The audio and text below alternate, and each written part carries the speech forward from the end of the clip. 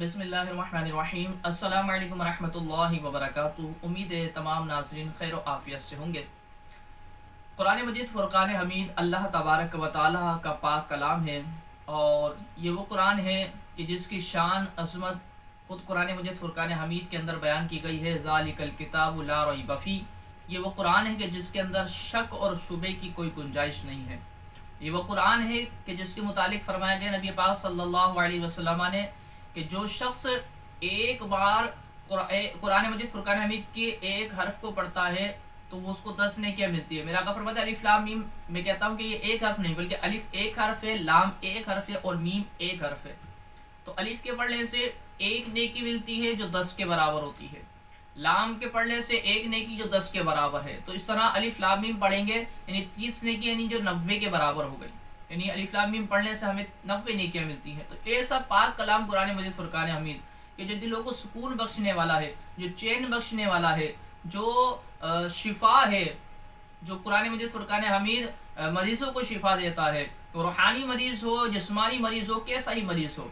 तो ये वाला अल्लाह तबारक व तआला का पाक कलाम आखिरी नबी करीम सल्लल्लाहु अलैहि वसल्लम पर नाज़िल हुआ। इससे पहले जो किताबें हैं, तौरात हो गई, ज़बूर हो गई, इंजील हो गई, ये जो सहीफ़े नाज़िल हुए अंबिया किराम अलैहिस्सलाम पर, उनमें तब्दीली कर दी गई, तहरीफ कर दी गई, बदल दी गया। लेकिन कुरान मजीद फ़ुरक़ान हमीद की हिफाजत का ज़िम्मा अल्लाह तबारक व तआला ने खुद लिया है।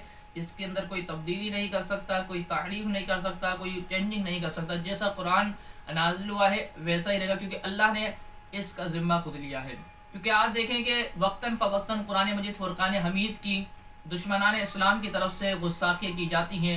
माज़अल्लाह सुम्मा माज़अल्लाह कुरान मजीद फ़ुरक़ान हमीद की बेहुरमती की जाती है। इससे पहले आप देखें कि चांदनी मार्केट की तरफ भी कुरान मजीद फ़ुरक़ान हमीद की बेहुरमती की गई थी कुछ टाइम पहले। और कल की बात है, कल रात को हैदराबाद में पंचना पोल की तरफ भी कुरान मजीद फ़ुरक़ान हमीद की ये बेहुरमती की गई। क्योंकि चेंजिंग तो कर नहीं सकता ही है, क्योंकि अल्लाह ने इसका ज़िम्मा लिया है। तो बहरहाल इस तरह बेहुरमती करते हैं, ये मुसलमानों को तेज दिलाने की कोशिश करते हैं, मुसलमानों में इंतशार फैलाना चाहते हैं, इंतशार फैलाकर फिर ये सोशल मीडिया पर दिखाना चाहते हैं मुसलमान देखो अपने मुल्क के अंदर इस तरह लड़ रहे तो मुसलमान दहशतगर्द है, दहशतगर्द उनको गिरदानना चाहते हैं ये। तो बहरहाल ये अपने काम के अंदर ये जो इनका प्लान है इसके अंदर इंशाल्लाह कामयाब नहीं हो पाएंगे।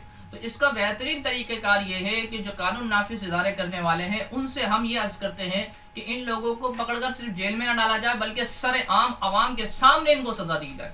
जब तक इनको सरे आम आवाम के सामने सज़ा नहीं दी जाएगी तो ये अपने आपे से बाहर आते रहेंगे और ये इस तरह की गुस्ताखियाँ करते रहेंगे। कभी कुरान की गुस्ताखी करेंगे, कभी सहाबी रसूल रदी अल्लाह तआला की गुस्ताखी करेंगे, नबी पाक सल्लल्लाहु अलैहि वसल्लम की गुस्ताखी करेंगे। तो इस तरीके से इंतशार फैलाते रहेंगे, इस तरीके से ये अपने मामलात करते रहेंगे। तो इनको औकात में लाने के लिए ये जो तबका है, ये जो काम कर रहा है, तो उसको सरे आम यहाँ पर सज़ा देनी चाहिए आवाम के सामने। हम ये नहीं कहते कि आवाम दे, बल्कि कानून नाफिज करने वाले इदारे खुद इनको सज़ा दे, अपने हाथ से इनको सज़ा दे, लेकिन आवाम के सामने सरे आम सज़ा दी जाए, बीच चौक चौराहे पर इनको सज़ा दी जानी चाहिए। जो कुरान की बेहुरमती करते हैं, अल्लाह के पाक कलाम की बेहुरमती करते हैं, कि जो आशिक होते हैं, जो मुसलमान हैं अल्हम्दुलिल्लाह कुरान से बेइंतहा मोहब्बत करते हैं, नबी पाक सल्लल्लाहु अलैहि वसल्लम से मोहब्बत करते हैं, सहाबी जितने भी असहाब हैं उन तमाम से अल्हम्दुलिल्लाह मोहब्बत करने वाले हैं। तो जब इनकी गुस्ताखी कोई करता है, कोई अपनी ज़बान उनके बारे में खोलता है तो दिल जलता है, दिल जलता है तो फिर वो अंदर कैफियत तब्दील हो जाती है। दिल करता है कि उस बंदे को पकड़कर उसको बस निचोड़ दिया जाए। लेकिन बहरहाल अर्ज़ यही करते हैं, हम करेंगे कि इस तरह के मामलात आवाम को नहीं करने चाहिए कि हमारे जो कानून नाफिज इदारे कानून नाफिज करने वाले जो इदारे हैं उनको काम करने दिया जाए, और जो काम करने वाले हैं उनको चाहिए कि वो सरे आम इस तरीके से उनको सज़ा दें। वरना क्या होता है, इनको कैद कर लिया जाता है, जेल में डाल दिया जाता है, बाद में इनको आज़ादी मिल जाती है और ये निडर हो जाते हैं। भाई होगा क्या, ज़्यादा जेल में डाल देंगे, बस दोबारा हम बाहर निकल कर आ देंगे। तो इस तरीके से फिर ये तबका दोबारा खड़ा हो जाता है, इस तरह के मामलात करता है, वक्तन फ़वक्तन ये मामलात करते रहते हैं। तो बहरहाल ये कि इंतशार अगर नहीं चाहते, क्योंकि कल भी सुनने में यही आया है कि वहाँ पर भी इस तरह इंतशार पैदा हुआ, ऐसे मामलात पैदा हुए, सुकेस वहाँ पर छोड़े गए, हवाई फायरिंग भी हुई है, जो वहाँ पर आवाम के लगी हुई है गोली ना, हवाई जब फायरिंग की गई है।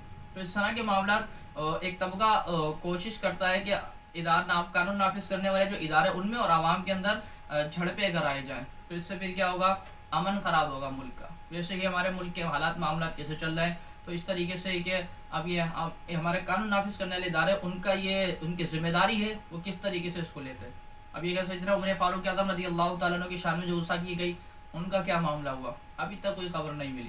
تو بہرحال ان کو سر عام اگر سزا دی جائے گی، عوام کا مطالبہ یہی ہے کہ ان کو سر عام سزا دی جائے، تو انشاءاللہ عز و جل یہ کام کرنا چھوڑ دیں گے اور یہ اس طرح کی گستاخیاں کرنا بھی، بے حرمتیاں کرنا چھوڑ دیں گے. اللہ تبارک تعالیٰ ان تمام کو جو شاعر اسلام کی گستاخی کرتے ہیں، نبی پاک صلی اللہ علیہ وسلم، صحابی، اصحاب کرام یا قرآن مجید فرقان حمید کے، ان کو نیست و نابود کرے. آمین بجاہ النبی امین صلی اللہ تعالیٰ علیہ وسلم.